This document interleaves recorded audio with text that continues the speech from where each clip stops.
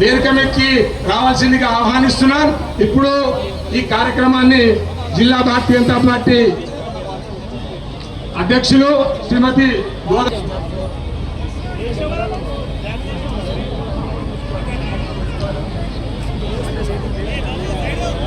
ఈ రోజు గత నెల 22వ తారీఖు రోజు అయోధ్యలో రామ మందిర ప్రాణ ప్రతిష్ఠ చేసి మోదీ గారు భారతదేశ ప్రజల గుండెల్లో నిలిచిందని చెప్పి సందర్భంగా తెలియజేస్తున్నారు.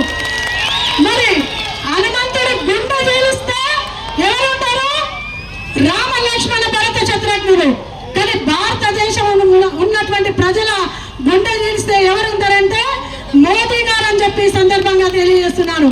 ఈ రామ మందిర ప్రతిష్టాపనలో మరి ఈ రోజు నేను ఒకటే గర్వంగా ఫీల్ అవుతున్నా. ఏంటంటే ఈ యొక్క ప్రాణ ప్రతిష్ట కార్యక్రమంలో మనం పాల్గొన్నందుకు మన జన్మ ధన్యమైంది.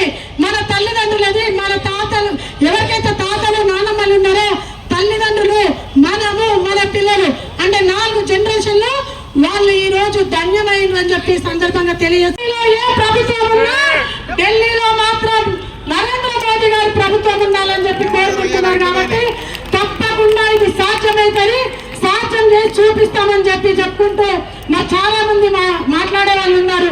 సమయం తక్కువ ఉంది కాబట్టి చివరిగా మనకు వచ్చే ఈ సంగారెడ్డి జిల్లాలో అంటే అక్కడ కామారెడ్డి జిల్లా అన్ని తీసుకున్న మన జిల్లాలో 2 పార్లమెంట్లు వస్తున్నాయి.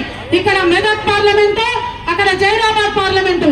ఈ 2 పార్లమెంట్లలో కూడా ఈ రోజు మనం ఏదైతే భారతీయ జనతా పార్టీ సభను సక్సెస్ చేయాలనే కసితో ఇక్కడికి వచ్చాము. ఈ జరిగే 2 వేళలు కూడా ప్రతి ఒక్కరం కంకణబద్ధులమై ప్రతి ఒక్కరు కూడా నేను గల్లీలో ఒక వార్డు మెంబర్ గా నిలవట, నేను ఎంపీటీసీగా నిలవట, నేను సర్పంచ్ గా నిలవట, నేను జడ్పీటీసీగా నిలవట అని చెప్పి ప్రతి ఒక్కరం కూడా మన గల్లీలో తిరిగి ప్రతి ఒక్కరికి చెప్పి ఈ 2 పార్లమెంట్లను మనం కైవసం చేసి